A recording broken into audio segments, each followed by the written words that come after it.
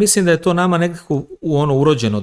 da je taj Kosovski zavet zapravo to nešto kolektivno nesvesno kod celog našeg naroda.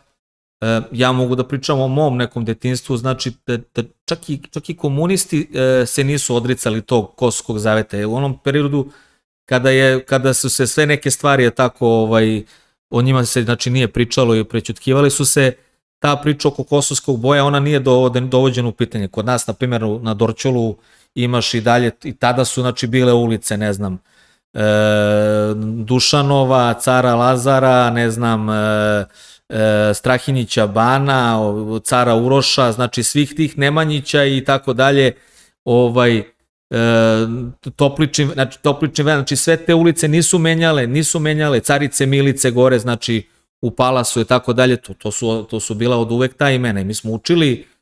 tu narodnu junačku poeziju. Pa ima Branko Ćopić, ono kad priše o Nikoletini Bursaću, pa on kad se žali što mu nisu rekli se obrije kad ide na Kosovo to jutro, da je Miloš Obilić ubio Murata. Tako je, to su nesporne stvari koje su sastavni deo svih nas. Sad, naravno da onda to negde što stoji u tebi, znači ti kažem kolektivno nesvesno, znači mi toga nekako odrasto si sa tim, pa ti to možda negde znaš i nije toliko svaki dan u glavi, a onda se suočiš sa time kad odeš zapravo na Kosovo i Metohiju, pa odeš u Gračanicu, pa odeš u Dečane, pa odeš u Pećku Patrijaršiju,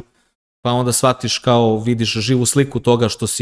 što si negde nosio tako u srcu i nekako ti se to sad sve otvori. To je sad neko ono osjećanje koje je potpuno iracionalno i sad ti ne možeš da preneseš to ljudima na taj način. Oni te gledaju onako ko budalu, kao šta ovaj priča i to možda nekada i ne treba sablažnjavati ljude koji nemaju taj duhovni osjećaj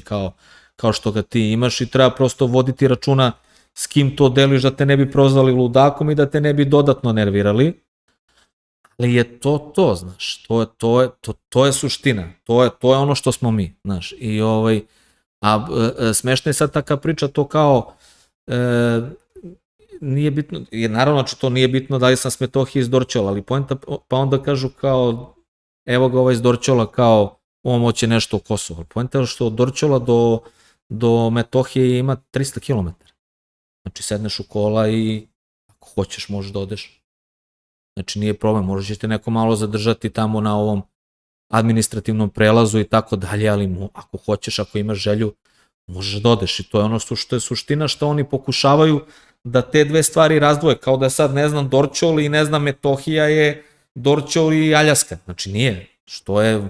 vrlo brže stigneš tu nego do Budimpešte ili do ne znam Zagreba, kao kažu kod naše braće.